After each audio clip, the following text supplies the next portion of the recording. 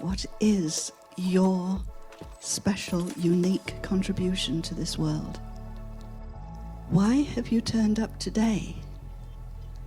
What is it that you're hoping to achieve today? It's for young people, entrepreneurs, startups, mentors, coaches, impact investors, and students who are looking for traineeships and partnerships.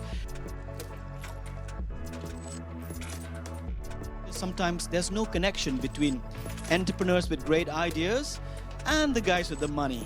They don't understand each other. They don't say, what's this social entrepreneurship all about? Why don't you just run a normal business? But no one's helping the startups. No one's helping the small companies to get larger, to scale up. So the great news is there's a pile of money if you can get big enough. But the problem is how do you get big enough? Reality is limited by your imagination and the power of your imagination. If you think you can, you can. If you think you can't, forget it. That was great advice for any social entrepreneur. So we want to be able to produce a system where people can grind up their plastic, turn it into filament, and be able to make something useful for themselves out of it, or make a business out of it. And I think through doing that, you can tackle the huge banks of waste that already exist in the world. Think of how many organisations our pensions are invested in that if we really dug under the bonnet, we wouldn't be thrilled about. If that dial just moved even a few degrees, that is a huge impact. There is a huge market opportunity ahead of us. The nature-based solution that now made it at the top of Climate 26 conversation have the potential to be estimated $1.2 trillion in net present value terms. So are we trading off impact for returns? I think that's a really, really important point to drive home. There you have different types of stakeholders, the financial stakeholders that are either sad about losing money or at the moment are seeing a lot of dollars in their eyes. So are like, wow, great, let's make some money on sustainability. If people are buying fake carbon credits, then of course, what happened in the global financial crisis where you have a giant credit bubble and nothing really underpinning it. If that happens in the carbon market, it would be disastrous for our planet. So these people on my left and right are doing their part in helping in our journey towards sustainability.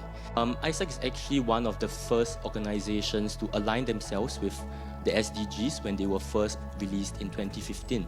What was particularly exciting early on in the year is working with producing an industry-wide sustainability report and I guess playing our part to try and move the entire sort of lettings and residential housing agency world to a net zero position. So that's... Can we monitor with data how good their decisions are, and can we then, after 2 years, after 4 years, recalibrate these decision makers and so they can learn from their own mistakes? I went up to COP26 and it was to talk about climate anxiety. Now, climate anxiety is such a prevalent thing at the moment, and it's all doom and gloom. We created a debit card that calculates environmental impact of daily purchases, and we plant trees and seagrass in the Caribbean for this. We take that environmental impact, that carbon impact, and we place it in a carbon trading platform so people can monetize their carbon trading. I have an own education platform for kids where we teach students from the age of 6 about robotics and electronics and programming, with the intentions to fulfill, let's say, one of the SDGs goal, which talks about educations. And I think we see this increase in biomaterial, using mushrooms, using other sort of producible carbon generating like seaweed objects because essentially plastic is just very old seaweed.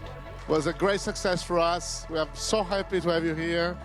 As Bremley said, we really feel that we've created a community with common goals that is absolutely important to share among us and among the world. Thank you very much.